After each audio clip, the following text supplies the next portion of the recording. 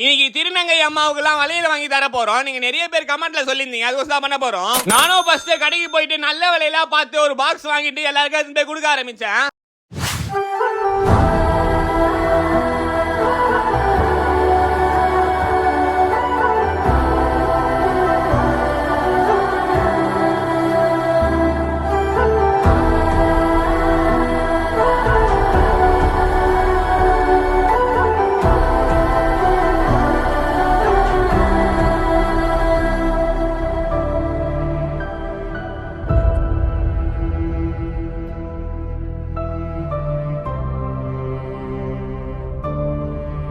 அகிலம் நீ, முகிலும் நீ, சிகரம் நீ,